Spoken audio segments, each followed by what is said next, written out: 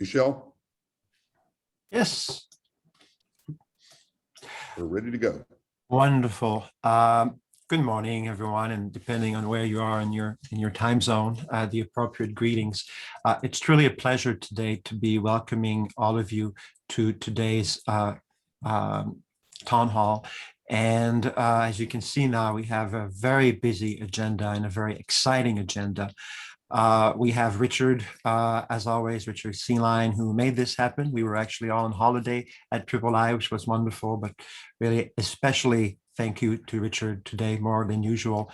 And then we have a fantastic group of folks joining us, representing a variety of stakeholders that can really make coming together a difference when it comes to our ability from a governmental, from a private sector, from the insurance standpoint, to better manage, preempt, reduce, risk transfer, and so forth, the risk associated with wildfires. Especially exciting for me is that my colleague Janet Ruiz will actually moderate today. It's the first time that we're able to do this, and Janet has been part of the webinar team since the beginning, and many of the folks today actually as our panels are long-standing professional friends of hers, and Janet is truly a mentor to me in terms of what she's been helping me with and understand this since I've joined III. So again, it's a special personal pleasure today to be able to have her moderate, and on this I'll yield my time to Janet. Thank you, Michele. It is an honor to be here today because we are working towards resilience in the wildfire risk. And as we know, this year already, unfortunately, it's dry, it's hot, and we have more wildfires burning at this point than we have in other years at this point. All across the West, nobody seems to be left without. So it's an honor to have this group of people here to talk to us today about solutions. How can we change the course of wildfire? We have to live with wildfire and just change the course of the types of damages that we can make ourselves more resilient by mitigating. So I'd like to jump right in and start with our first subpanel. It's Michele Steinberg. She's the director of the Wildfire Division of the National Fire Protection Association, and she leads the FireWise USA program, which so many of you are involved in. And Faraz Hedayati is a PhD with the Insurance Institute for Business and Home Safety, and he is the wildfire research engineer. So let's kick it off with Faraz and Michele. Thank you so much, Janet, and thank you to this group. I'm very happy to be here this morning with you. I know that Richard is going to be running slides. Is that correct? So we can share. You can go ahead and share those. But thank you very much. The National Fire Protection Association, if we go to the next slide after my title here, has been involved in wildfire for quite a long time. Our mission is protecting people and property from fire, electrical, and related hazards globally. We are a nonprofit, and we look at the fact that structures and residents are really at risk to fire almost everywhere in the world. Our vision is focused on life safety and the elimination of property loss. And we've been engaged in this problem of the wildland-urban interface and risk reduction since the US wildfire season of 1985. You can see in the image here that we've had standards going way back to 1935 when the problem was quite different when we're talking about cabins in the woods. That is very different today, and we'll talk about that issue. But just this is our official about NFPA. We are celebrating our 125th birthday or anniversary this year. We are a membership organization, and you may know us for codes and standards, of which we of course have many, but also we are very heavily involved in public education, outreach, and advocacy around the problems of fire, electrical, and related hazards, including wildfire. So next slide, please. Just one example of what we are facing with wildfires is a simple statistic. NFPA collects data, statistics, and analyzes these for many reports on these issues that we're all interested in.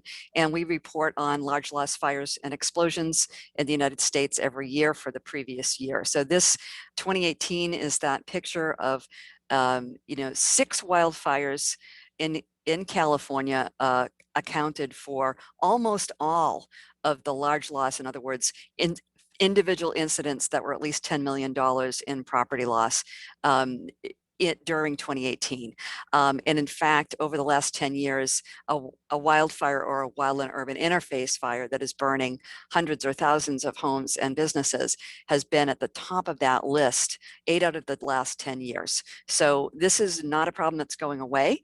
It's very serious. And when we're talking about protecting the built environment, NFPA realized there's something we need to do differently. So I would like to speak to that first and then hone in on our, as Janet mentioned, the Firewise USA program that we work with communities on. So if we could go to the next slide, please. So Outthink Wildfire is the new initiative that we launched earlier this year. It's a call to action to end the destruction of communities by wildfire in 30 years. We know that wildfire is a natural and often beneficial phenomenon that exists in the world, has forever, and is part of our world just the way floods and hurricanes are. But we believe that while wildfire is natural and not going away, we don't have to have these disasters. And we believe that a policy ask is what's needed to start to move things in the better direction. So if we can go to the next slide, and that will be a click through to each, oh, excuse me, no, this will be a static slide. We've got I think maybe click 1 or 2 more times, Richard. Thank you. This policy strategy is rooted in 2 realities. First, wildfires are going to happen, as I mentioned. But second is, we've experienced this over and over again. We know that the fire service will not be able to extinguish these fires at a pace to save people and property in their path. We can't do this alone with just relying on suppression. And so we really have to look at what are the other factors that lead us to wildfire disasters. And this is when we can go to the next slide that will be a click per item. So the first is we need to look at the 45 million properties at risk estimated around the United States in these wildfire risk areas. Retrofitting and wildfire risk reduction actions in the landscape need to happen around our communities and around our homes and businesses. The next thing we have to do on the next click is to make sure that we're using codes and standards by NFPA, ICC, and other codes and standards making organizations that really help to protect us from wildfire. Using and enforcing those standards and land use standards are very important. The next item is to make sure that our fire service, particularly our local volunteer and paid fire departments, are prepared. Surveys that NFPA has conducted over the years tell us, and they are telling us that they are not. They do not have what they need in terms of training and equipment to be able to deal with this problem safely and effectively. Next, we're calling on the government, federal level, but state and local as well, to do more in terms of reducing hazardous fuels. This is already, laws are already in the books, policies are already there, but the pace, the needed pace to reduce and improve the conditions in our wild and forested areas need to be picked up significantly.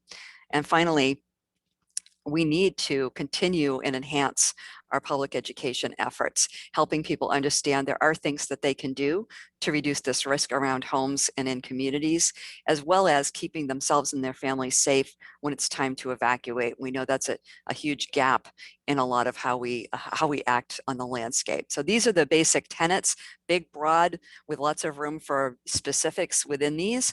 But I'd like to talk about specifically the public education and action that needs to be based in science, where I'm going to segue in a few minutes to my colleague Faraz Hedayati at IBHS.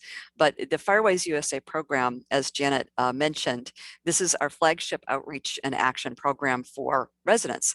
You see the tagline, residents reducing wildfire risks. It calls on them to be responsible for their home. This is what they own, the home and the land around it, and to work with their neighbors. And I'm going to get into why scientifically that's really important. It is a voluntary program, so this is not a regulatory thing, but can be supported by policy at the local level. And it is a way that we can decrease the risk for people living in these areas and decrease the risk for first responders whom we expect to come in and rescue us regardless of the kind of work we've done around our properties to reduce that risk. So next slide, please. So what we're teaching people is this concept of the home ignition zone. This is an idea, a phrase coined by Dr. Jack Cohen, retired from the Forest Service, in their fire research labs, where what he was finding was the biggest effect you can have on keeping homes from igniting is working at the home level and everything around it within just about 100 feet. This is a rule of thumb. We have these images and we try to teach people, you need to do these things to your house, around your house. Faraz is going to speak a lot to the research that goes into that. But on the next slide, what we also need to do is address the fact that people are close together in a lot of these situations. They don't have necessarily 30 feet or 100 feet that they own that they can start to reduce the fuels or the risk. The neighbor has to do something. And this is the whole point of FireWise, is it isn't simply educating the individual and getting that individual to do something. They must work with their neighbors to reduce not only the home ignition potential, but then the community ignition potential. If we could go to the next slide, please. So with FireWise, again, it's voluntary, and I'm not going to get too deeply into all the criteria. You can find that at firewise.org. It is nearly 20-year-old program, and it is active within 43 states. NFPA works closely with state forestry agencies to enact this across the country. There are more than 1,800 participating sites today, and we definitely have seen increased growth, especially in California and Western states, in areas that have recently been affected by wildfire. People are looking for ways to start to reduce their risk and deal with this problem. Next, please. The good news is people are doing a lot of work. We recently, a few years ago, started a FireWise portal that people can use to report their activity voluntarily. They do have to meet a specific criteria of a certain amount of work per year. But just in last year, when you consider we were dealing with pandemic restrictions and all, to have over $115 million that communities put into their own risk reduction, this can be it can be grants and things like that, but it mostly is volunteer labor and cash in-kind services that they're doing right at the local level. Folks worked for more than 2 million hours last year on this and removed 2.43 million cubic yards of vegetation. And again, that's a very voluntary number. And we give them the calculation you can see on the screen. Next, please. And finally, I think that it's very important to point out what are the things that people are doing. There's a whole variety of activities and techniques that people can use to start reducing risk. But what those homeowners own is their property and the land around it. So the blue and orange segments of this pie chart show the blue is the dwelling unit or the home. People reported activity there, and within 100 feet of their homes, working around that landscaping, also common areas and other kinds of projects. But in terms of the hours that they spent, nearly 2/3 of that work, those hours, were at their homes and in their, essentially on their properties, which is exactly where we need people to be doing the work. I want to thank you again for the time. I'm looking forward to the questions, but I know Faraz will be talking more about the specific techniques and the research that goes into it about home ignition and home disaster prevention. Thank you. Thank you, Michele. And just before Faraz gets started, I want to remind everyone that if you do have questions for our panelists, be sure to use the Q&A feature, and we will try to get to your questions throughout the program. Thank you. And Faraz? Hello, everyone. Thanks, Michele and Janet, to kicking us off. I want to start with a little talking about the true cost of wildfire. Estimating the true cost of wildfire is an extremely challenging task because we have direct cost and indirect cost. Direct cost could be property loss or suppression costs and those kind of stuff. The indirect cost, though, could be anything from damage to the tourism industry all the way to video streaming companies losing clients because they cannot sell their product, basically. For the audience of this presentation, I want to double click on the direct cost. and talk about property loss and how can we reduce this. The video you just saw is a 2016 fire in Canada. And when I look at this, I see two different plots. The left-hand side is tall flames. If there is a house there, the house going to experience direct flame contacts, radiation, very intense heat. And well, that's a high risk, and that's a decision that the homeowner could take. The right-hand side of the video, we see very small, like maybe a few feet tall flames, which are the leading cause of disaster. So in many cases, it's not big tall flames that approach a community. It's mostly embers, which are hot flying particles that can fly off the fire, travel for a certain distance, land on a fuel or on a house or around the house, ignite the fuel, and then we have flames. Well, by building smarter and having better landscaping around the community or around the house, we can significantly reduce this. And in next slide, you'll see, this is IBHS Taste Chamber. We are a nonprofit located in South Carolina, funded by the insurance industry. You see ember generators, and on the right-hand side, we have like a big wall of fans, which can create 120 miles an hour wind. And we expose different building components and the entire building, meaning full-scale test, to ember storms. And I want you to pay attention to where the embers accumulate. Can you click a few times, Richard? So you'll see here, there is a glowing line at the base of the wall. And that's basically, those are the bigger embers, heavier embers, which hit the wall, just fall and accumulate at the base of the wall. We also see a glowing arc of embers, basically, at 5 feet from the house. And that is based as a function of wind speed and also building height. As Janet mentioned, we have three different, as Michele mentioned, we have three different defensible space. Zone 0, or the immediate zone, is 0 to 5 feet. And you see how embers travel in that distance. Well, if we eliminate all the fuels from that area, we have reduced the risk significantly. And before moving to a video to show side by side how important this 0 to 5 feet non-combustible zone is, I want to double click on the corner of the wall to show you like what is our research and how do we quantify the ember exposure and the thermal flux, basically. Can you play the video for me, please, Richard? Another click, please. Yeah, that area, we are looking at that. And the next video. There we go. So this is looking up down from the catwalk, and the green arrows show the embers that are traveling towards the house. The red ones are the embers that are traveling the other way. So we are basically looking on how many embers are hanging around near the building and what is the exposure. So yeah, if you play the video, you'll see like in each frame, we track the embers, and then we count them, and well, we see how many embers are there, how many of them are pushed back by wind, and all of those stuff.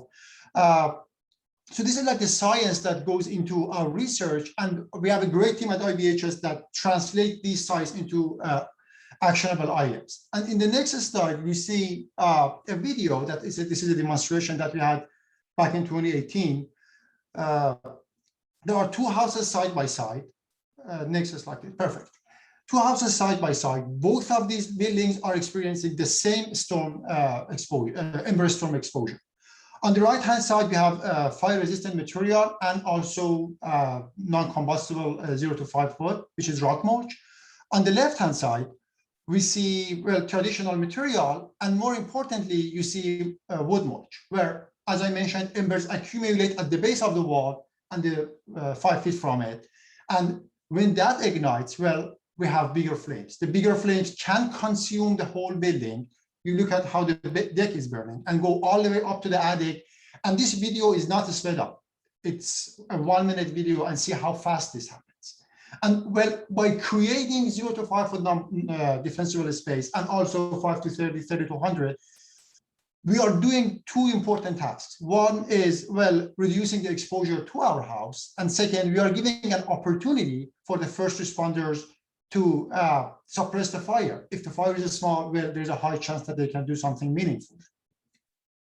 And we, if you have a few clicks, we translate all of this into, again, actionable items. And you see here, this is a 2020 document, Suburban Wildfire Adaptation Roadmap. And we actually provided a roadmap, where to start, how to make it better, and how to level up, and well, what is the last. And basically a lot of cost for retrofit is also included in this document. I encourage everybody to go to IBH's website and download and take a look at this. And then another recent product that we have is an app that we developed to visualize the risk, which is in the next slide. It's basically on App Store. You can download the app. It asks a few questions about the characteristics of your house, your fence, your deck, and what is your the fuel around your house, 0 to 5 foot non-combustible zone. And then it creates a visual that what really happens, and for the homeowner to look at this and see, well, where should I harden, or how can I reduce my risk? And yeah, I just encourage everybody to download the app and take a look at this. So we see like embers, it's like flames at a distance, embers flying towards a community. And then you can double click on a certain house, and you can see the exposure, where embers accumulate, ember ignites. The video paused for me. I'm not. Oops. Yeah. So anyhow, yeah, you can download the video and take a look at that. And it's very engaging to show how embers can ignite certain components of the house, and how that fire can move towards the house and basically, well, burn down the house. With that, I give it back to Janet. Well, thanks, Michele and Faraz. We do have a couple of questions here. Let's see. Cameron Ramey asked a question for Michele Steinberg. What resources or policies can the federal government implement to help reduce hazardous fuels on non-federal lands, or accelerate hazard reduction on federal land? Right. I did type that in, but I'll just quickly reiterate that the Healthy Forest Restoration Act of 2003 is the national policy and rule around what the expectation is for public lands for hazardous fuel reduction. But the recent GAO reports have said, you know, this is we're not keeping pace with what is expected. And so there's numbers of reasons for that. But one of the important pieces of that legislation was also the development of community wildfire protection plans, or CWPPs, that essentially require that multiple jurisdictions, you know, that cross lines of jurisdictions get together and create these plans that you know, if they're done well, should give the federal agencies the impetus to then reduce the risk in the most sensitive areas, meaning near communities. So that's happening. There's also quite a lot of push among a lot of advocates for hazardous fuel reduction to do more prescribed burning, or even reintroduced what we call prescribed burning into a lot of these areas. It's more, it imitates nature in a way that mechanical thinning and other kind of treatments cannot do. So those are a couple of the things that we want to talk to policymakers about.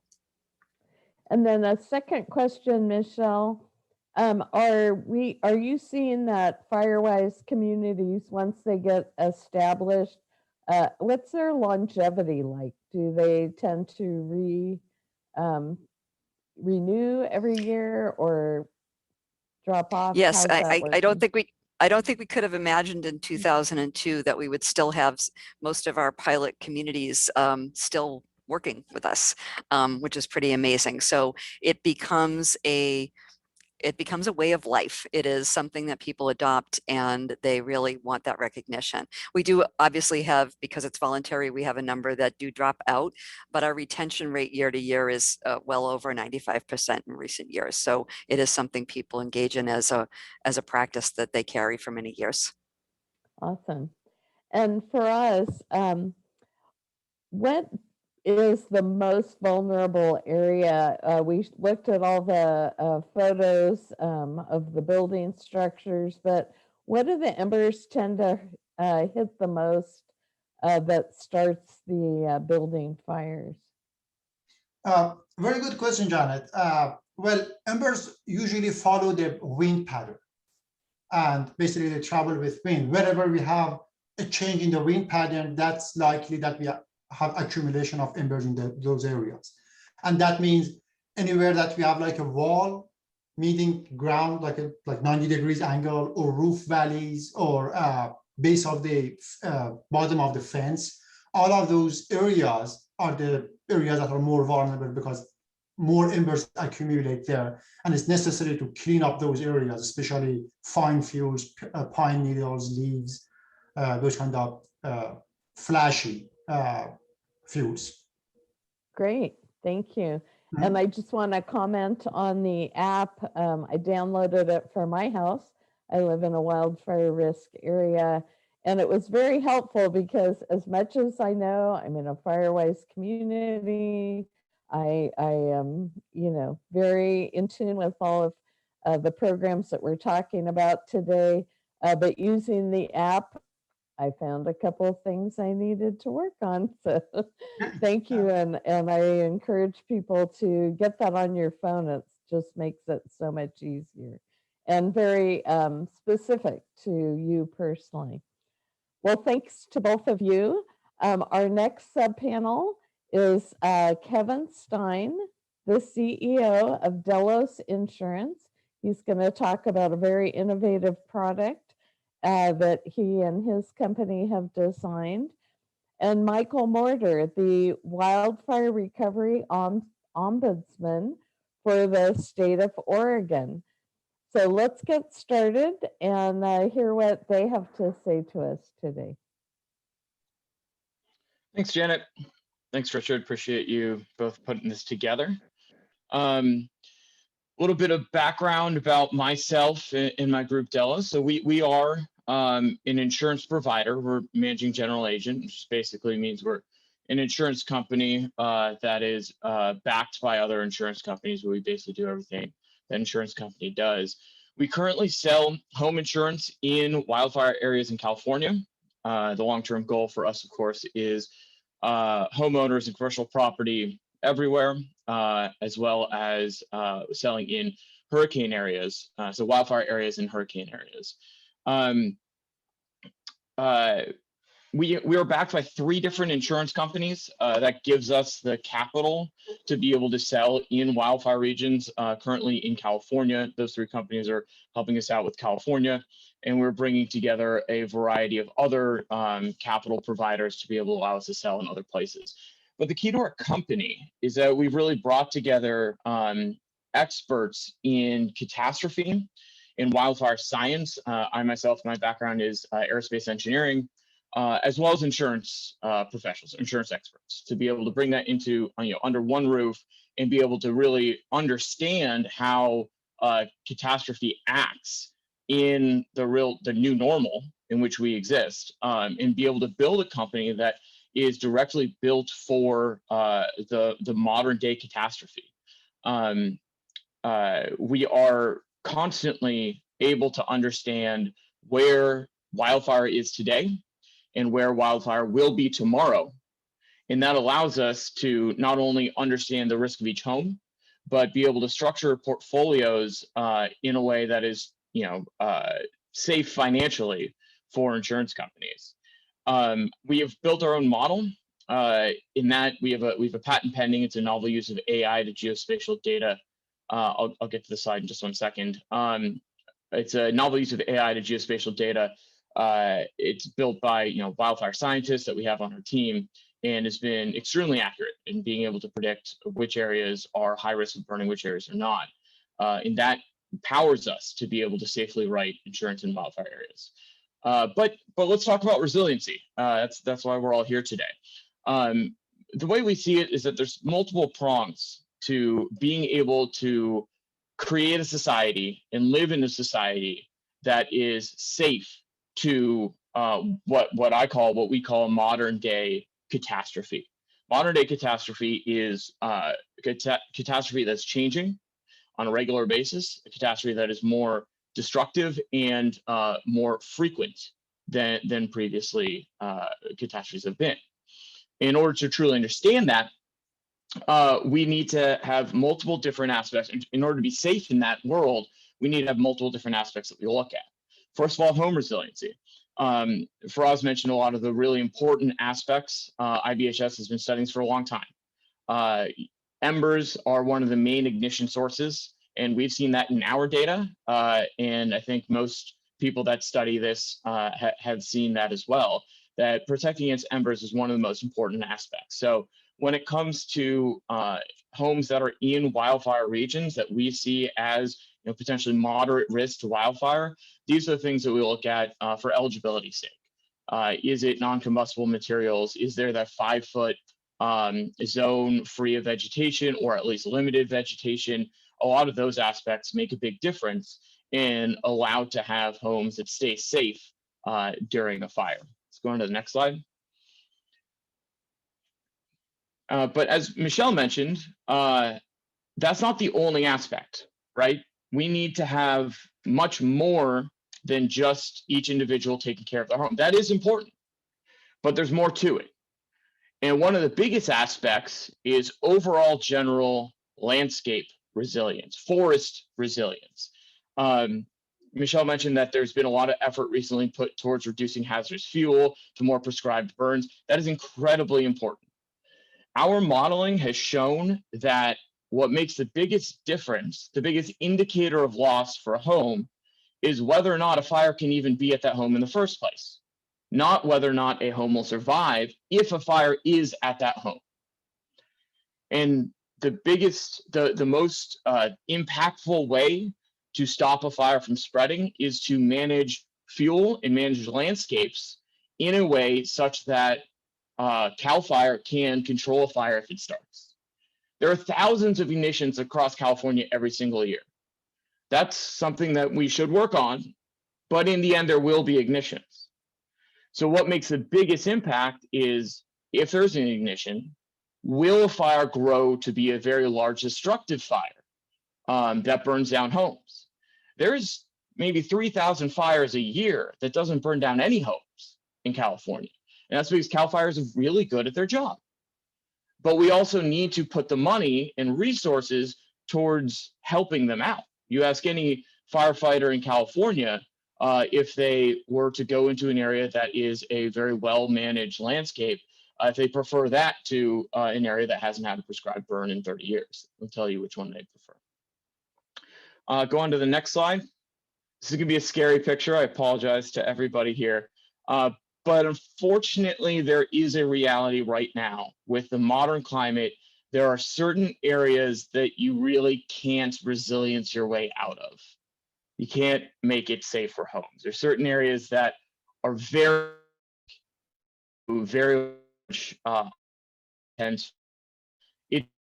It's but one thing that we need to be cognizant of for new development specifically, we need to make sure as a society to not build in areas where this could happen. There's plenty of areas, you can go on to the next slide. There's plenty of areas that we have found across the landscape in the wildland and urban interface. They're actually not that high risk. I think a lot of wildfire models make the mistake of saying more vegetation equals more wildfire risk. It's an important factor, but there's a lot more to it. Vegetation doesn't necessarily mean high wildfire risk. If there's low winds, if there's a high moisture content vegetation, there's plenty of areas that are fine. And for new developments, we can put them in those areas. And for us, we recognize that those areas are safe and therefore insurable. There is a lot of science showing that areas in forested areas and wildland urban interface are insurable, are safe, and are insurable for lower rates than they're currently getting from the insurance market. And that enables us to be able to go into these areas and try to help people out, try to provide a policy where they potentially can't find anything other than the FAIR plan right now. And one last thing I'll mention, our policy, we're still building this out, but we're building out a risk mitigation service that to each of our policyholders, we will be reaching out on a regular basis. It's free. And we explain to them exactly what their risk is, how their risk is changing, and the top things they can change about their home to harden it to wildfire. And just like Faraz in IBHS's app, we're trying to get very specific to each home to understand, because the resilience depends on where you live. There's different things that make a bigger impact, and we'll be providing that service to our policyholders. Thank you. Thank you so much, Kevin. And now I'll introduce Michael Morter, the Ombudsman for the state of Oregon. Yeah, thank you, Janet. Thank you, Kevin. I'll just put out a pitch that we are a bordering state to y'all, so please bring your product north as soon as you can.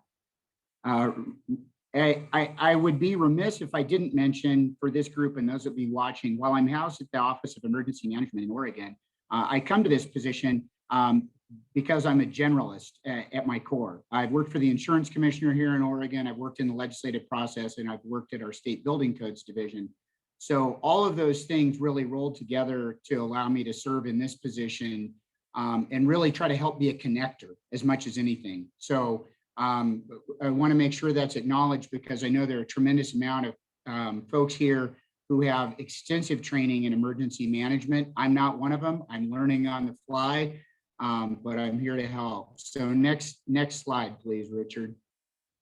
I'm actually connecting with you folks today from Jackson County, Southern Oregon, and that's where this photo was taken months ago. And I think it's important to remember who we're serving and the communities impacted. But this was a powerful image, and it really struck to me that it speaks to the hope here in Southern Oregon. Next slide. Just recapping, we were very lucky, very, very lucky. The timing that these fires hit in either the canyons that the winds were roaring down, or in very much the urban fires that burned here in Southern Oregon, and just came up the corridor and swept through neighborhoods. I just want to give thanks to our partners on the fire service, because and the emergency responders, the deputies that were out there risking life and limb to evacuate, because the fact that we got through these fires with only 9 lives lost was frankly something of a miracle. I lost over 3,000 homes, 1,400 other structures, and that number at the bottom is certainly growing as we speak, but $2 billion in losses in about 24 hours here. Next slide.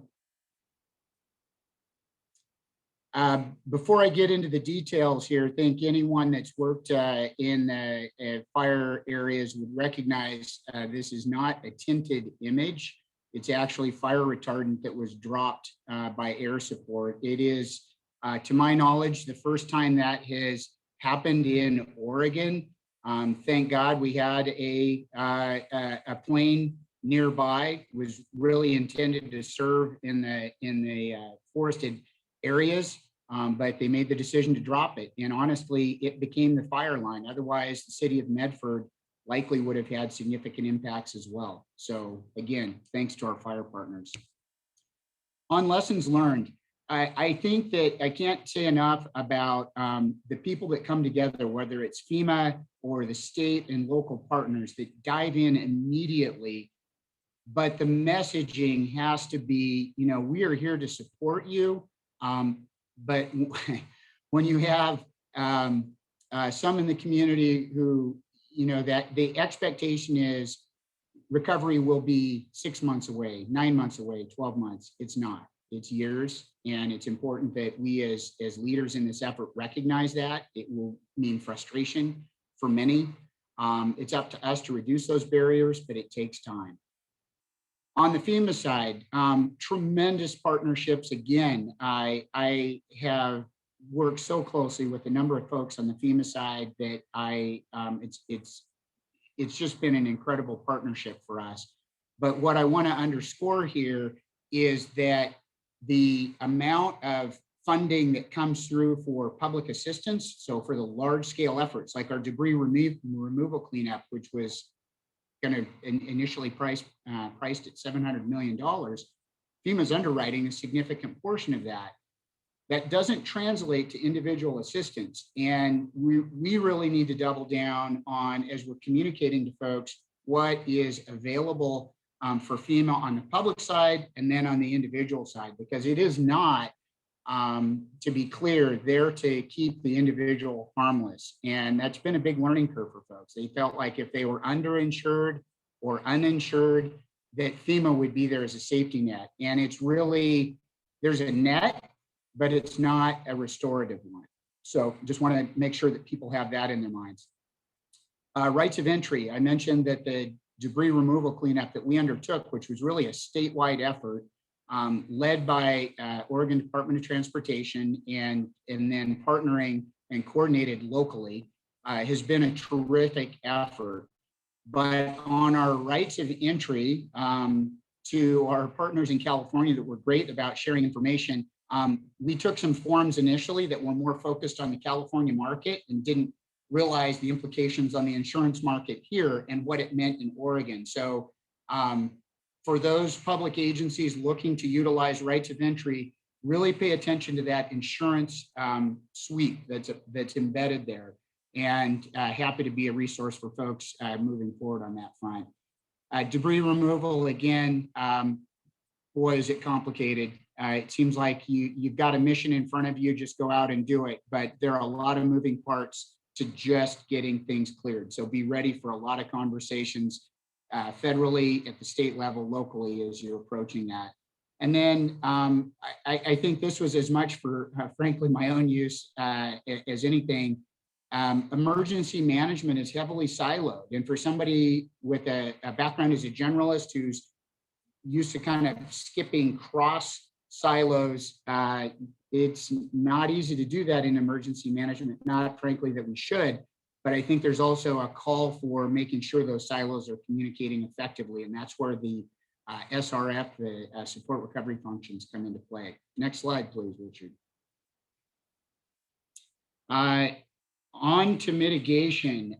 So Oregon Office of Emergency Management is indeed fully funded for the first time. This is for the public partners who will be watching this.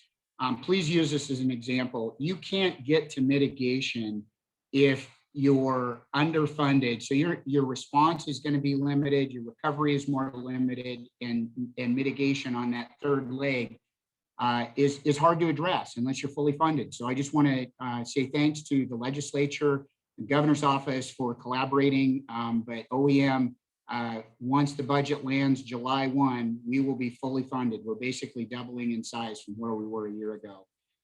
We are also being pulled out of where we currently reside in the military department to be a standalone agency, and that'll frankly make us a more nimble partner moving forward.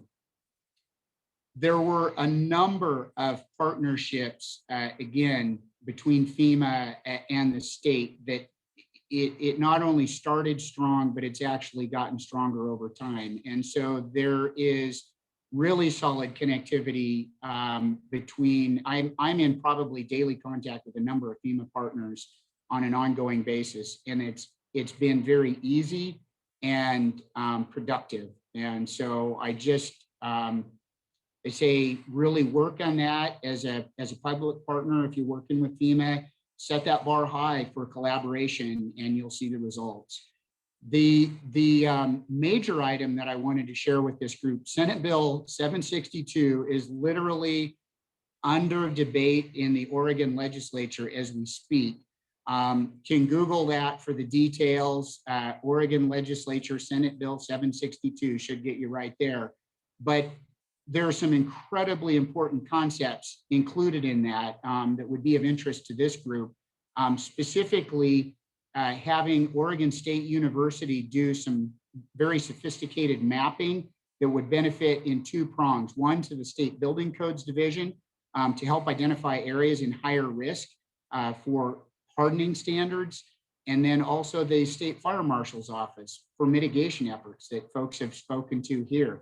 And so it will really allow us to take a science-based approach to one, construction, two, mitigation. And so very much anxiously awaiting to see how that moves forward. We're in the waning days of session, so we are down to the wire, but hopeful that this legislation moves through.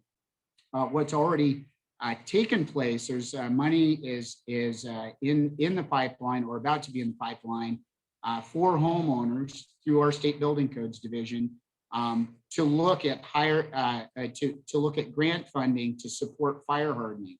And so I'll be reaching out to panel members here in the coming days for recommendations you all have that I can help building codes develop those standards, but would really, that'll be an on the ground deliverable in a matter of days for homeowners. So really looking forward to that. And then the last thing that I wanted to close with, and Richard and I have had a couple of conversations. I've followed some of the work of this group in previous webinars, but the intersection, I think, between the industry, the regulatory environment, and those of us in emergency management is a really critical connection. And I think that there are times when the insurance industry may be reaching out, right, to homeowners, but that, from my perspective, that communication will be absolutely strengthened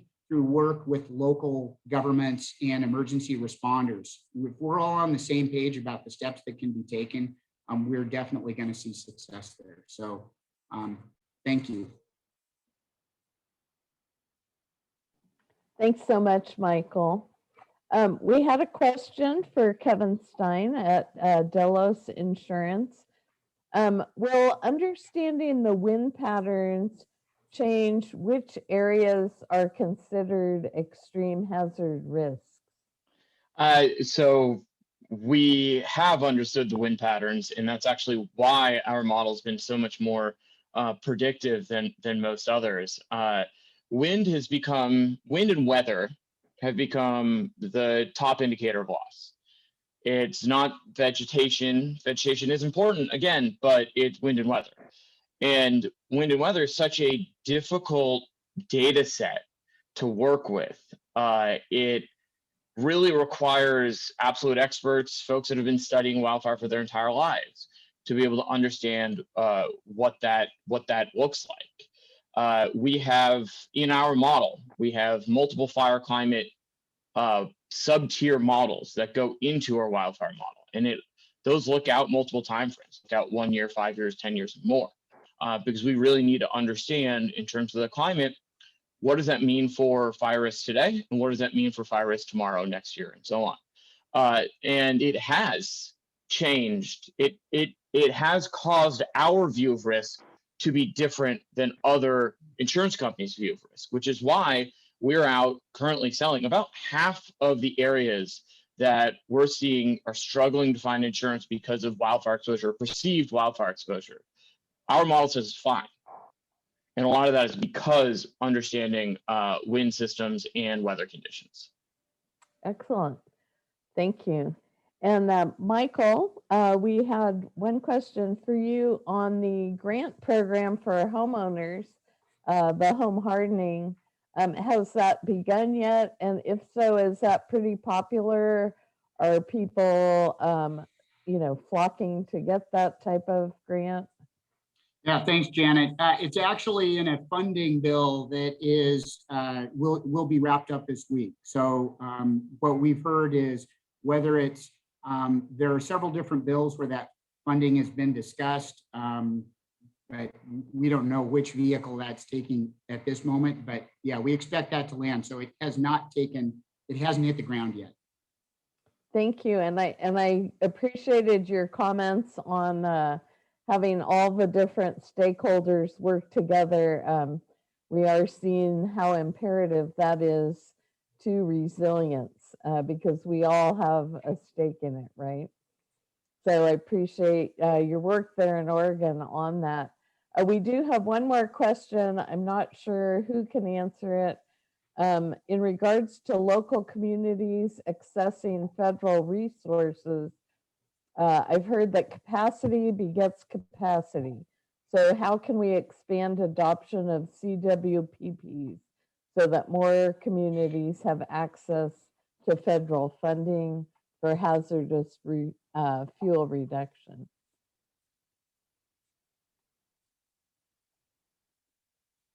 So that's up for grabs.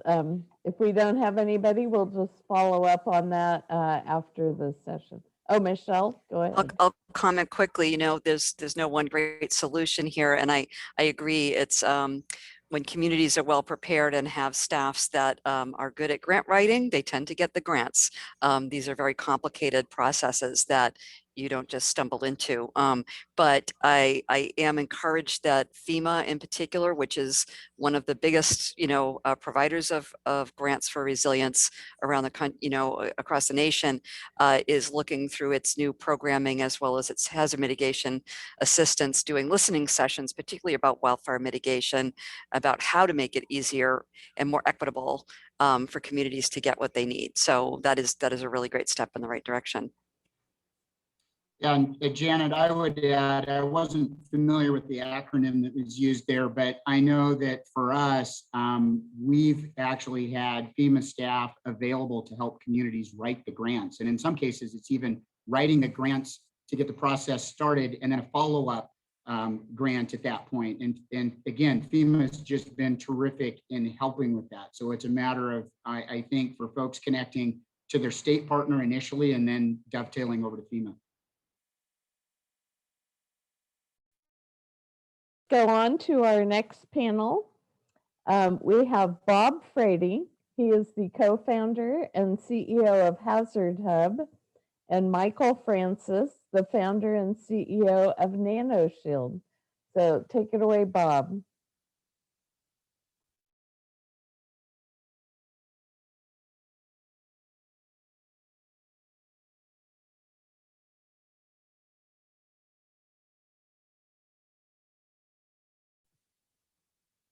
It would be helpful if I took my microphone off of mute. I'm Bob Frady. I'm the CEO of HazardHub. Wildfire is one of our specialties. We measure risk in a number of categories. Wildfire is one of them, and we'll talk about, we'll try to go through this rather quickly today. First, we'll talk about California wildfire, because that's where the lion's share of the losses have been in the last 5 years. So let's go to the next slide. California is a terrarium. California is #1 in the country for agricultural production. Stuff loves to grow here. And whenever you think about California, you have to think stuff loves to grow here. The second is that California is an expensive state to live, and the drive to affordability creates some real problems from a wildfire standpoint. But the third thing is that California has over 8,000 wildfires every year. It's not a new problem. The local municipalities and CAL FIRE are very good at putting out most of those fires. But when things burn, grasses grow back very quickly. So you end up with the problem of repetitive wildfire. Let's go to the next slide. Humans are the problem. You can talk about lightning, you can talk about all sorts of things. Humans are the problem. 85% of all wildfires are caused by humans. Lava and lightning are the other two. And the government spends over $2 billion a year in suppression efforts. Gender reveal parties have caused 2 major wildfires in the US in the last 5 years. People are not aware of the risk, and they do things that are stupid, and they cause bad results to happen from them. Next slide. We have our own wildfire model.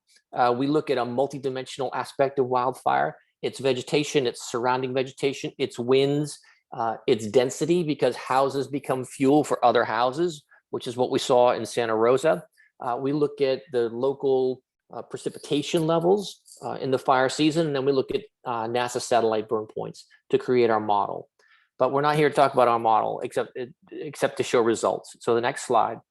There's the highest score is 53. The lowest score in California is 10. The lowest score nationally is 5. We break it into grades A through F, and you can customize those grades. But we can tell you the wildfire risk for every single property in the United States. So let's go to the next slide. This is California. If we took a sample population of California, we can see that about 8.5% is in F zones and about 13% in D zones. If we go to the next slide, these are properties that were destroyed. This is from CAL FIRE's 10 years worth of destroyed property data. 89% of wildfire destroyed properties are in F zones versus only 8% of the population. And there are no A properties. So 50% of the state has no wildfire risk. Wildfire is a highly localized problem. 44% of destroyed properties are in less than 1% of the population in California, 85% in 7%. What I think we have to do is focus on those micro areas to try to mitigate that risk as much as possible. So let's go to the next slide. Here's the drive to affordability problem. California is expensive. People drive as far as they need to in order to afford a house. The problem is that 27% of housing starts in California between 2015 and 2018 are built in F wildfire zones.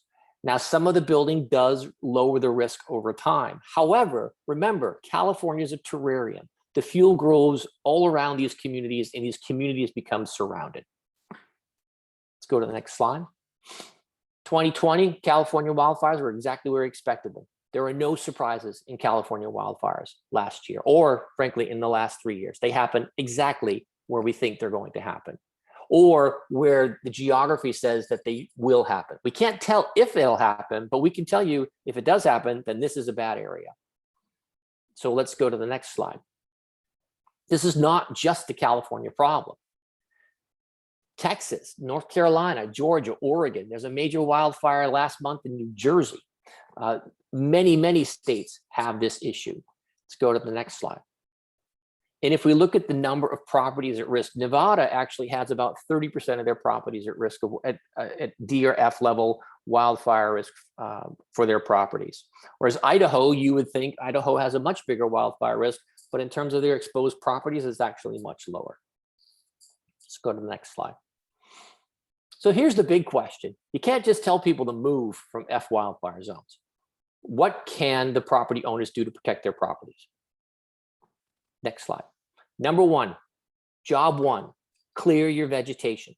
This is the result of a study that we did with Cape Analytics, which is a satellite data provider that looked at vegetative overhang for property. If you're in an F zone and you have greater than 30% vegetative overhang on your property, your loss ratio is almost 700. Versus if you have less than 10%, your loss ratio is still high. It's 150, but it is much less than if you have more vegetation. That is the thing that you can do the most. Clear your vegetation. It's what you can do as a homeowner or property owner to control the risk of wildfire around your property. Same thing happens with the D zone. The risk halves if you clear vegetation around your property. Let's go to the next slide. Other easy things to do. The first thing to do is to know what your wildfire risk actually is. It is shocking sometimes how many people do not realize that their property is subjected to wildfire risk, or they deny its existence when we tell them that it's subjected to wildfire. You guys must be wrong. You can't necessarily help people's denying the fact that there's risk, but you can go and check. You can go to the III at the resiliency portal and see what your wildfire risk is. You can come to freehomerisk.com, enter in an address and get your wildfire score. Knowledge is key, but some of the other easy things that you can do. Kindling is your enemy. Clean your gutters, get rid of pine needles, get rid of wood bark mulch around. We've seen this before from other people. Bark mulch is very popular in some areas, but it's also incredibly dangerous for your property. But the key thing that you can do is if you are in a high wildfire zone and there's a wildfire nearby, don't be a cowboy. Leave. It's better to leave and be wrong than not to leave and be really wrong. The next slide. Here's some of the building characteristics. CAL FIRE provided us with a number of building characteristics that help to suppress the risk of wildfire. Number one is multi-pane versus single pane windows. In a high intensity fire, a single pane window can shatter. And if the window's open, all the embers can fly in. The second is to have a tile, concrete, or metal roof. The third is that if you have open soffits, first of all, try to enclose them. But if you do, and you have mesh screens, make sure that those mesh screens are less than 1/8 of an inch in size. And the last thing is don't build overly complex roofs. You know, the more nooks and crannies where embers can come and live, more problems for your property. Now that's really, you can't tell people, hey, take off your roof and put on a simpler one. But when you're building new properties, these are the things that you can do to help resist wildfire. Here's one more thing. And then here's some of the more basic things. Become a fire-wise community. There was a fire in Pine Top, Arizona, just outside of Pine Top last week. And we got some very angry comments from people telling us that they were in an F wildfire zone. It's like, you're in an F wildfire zone, but being a fire-wise community means you're paying attention to the stray vegetation that can kill your property. So it's great. Become a fire-wise community. The second is always pay attention to the risk, but most importantly, listen to the firefighters. They know more than you do. If they tell you to leave, then leave. Because like I said, it's better to leave too early than to leave too late. I'm Bob Frady. Thank you. Thanks, Bob. I think understanding our risk is what HazardHub makes so well available. I was able to look at my home and see all the different risks, which actually include volcano. So very, one of 4 active volcanoes in the US. Yeah, very helpful to be able to understand that risk. And so our last speaker is Mike Francis. He's the founder and CEO of NanoShield, an amazing technology that I think you'll love hearing about. Thank you, Janet. And first of all, we just want to say thank you. When you're a new technology, you always dream of moments like this where you get to be a part of the conversation. And when we formed Nanotech about 1.5 years ago, that's truly what we want to do. Is we want to fireproof the world, and we really want to focus on areas that are fire prone. So I have 2 videos that we're going to show. They're kind of a little bit crazy videos, so I want you to use your imagination a little bit. We do science Sundays with my 3 kids in my backyard. So we coat things and then see if they will actually burn. And so far, we haven't found anything that burns.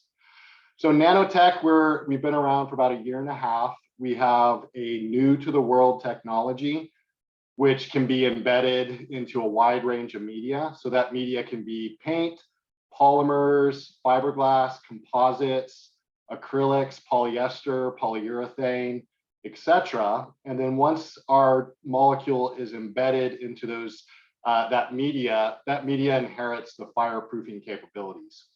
A little bit about the company. So we were part of Halliburton Labs, which is a clean energy accelerator, which we were the first participant, a part of that, which gives us Fortune 500 capabilities. We work out of their $100 million laboratory. We activate their supply chain and all the infrastructure that goes along with being a Fortune 500 company, as well as many of their people resources.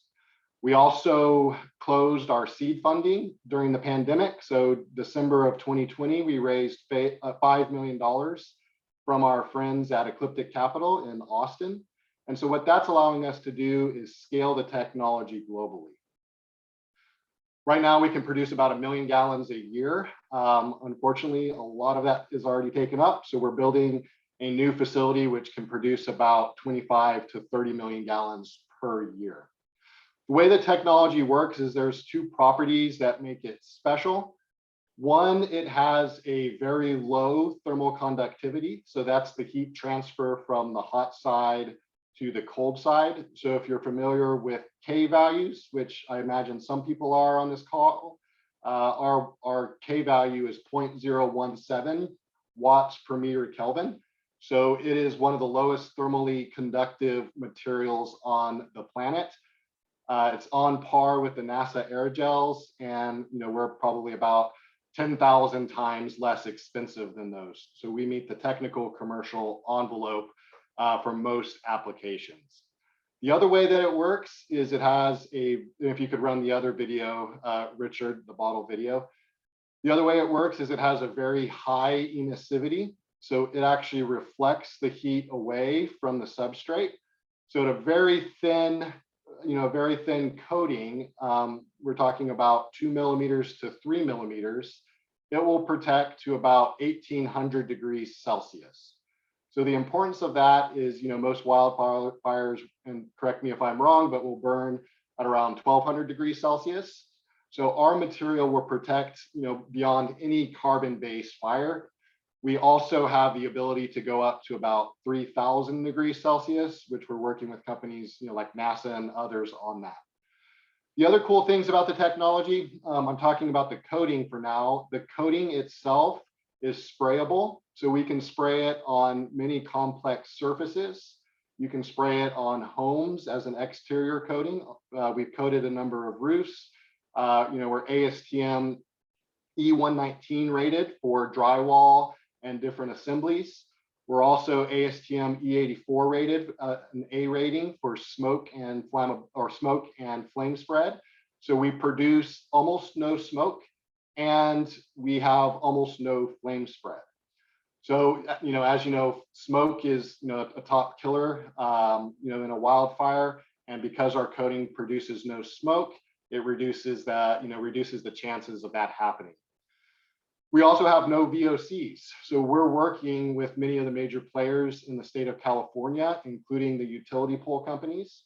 And because we have no VOCs, we'll be able to spray it on hopefully millions of utility poles every year, to prevent those utility poles and infrastructure from catching on fire. The technology itself, again, is based on, we have a molecule, so we've developed a proprietary molecule. So even for applications that don't, require a coating, we can actually embed it directly into the media. So for example, we can embed it directly into drywall, we can embed it directly into composite materials, you name it, and we've had a lot of success embedding it into those materials. At a very high level, that's how the technology works. That's what we're up to. We're currently looking for people and partners across wildfire-prone areas to work with. Like I mentioned, we're working with many of the players in California. So we're lucky enough to be working with about 80% of the utility companies and utility pole manufacturers there. We're fireproofing our first private property. It's a ranch in California in about 2 weeks. So we're really excited to do that. That's a ranch in Big Sur. So I'll be there for the week, helping the team out, coating the different structures out there. Long story short, we are an early stage technology. We're proven, so we're in the market. We're commercial. We're in the process of scaling up in a really big way, and we can't think of any better mission than to help everybody on this conference, everybody on this call, to fireproof things to not only save the structure, but save the lives. It's an important mission to us. I haven't been able to sleep in about a year because I know how big this thing could be, not for just me personally, but for others. And we take the mission very seriously. And so as we scale up and as we start to get into the markets that you're mentioning, I would love to, work with each one of you to figure out, how we might work together to combine that mission and go along with each other. That is what we have from a technology showcase. So I tried to keep it short and sweet, but I hope you got the gist of it. I know we only have a couple minutes left. So if there's any questions that you have afterwards, please feel free to connect with me on LinkedIn. We'd love to work with you. Thank you so much. I wish we did have more time for questions. Richard, we'll go to you to wrap it up and let us know what to do moving forward.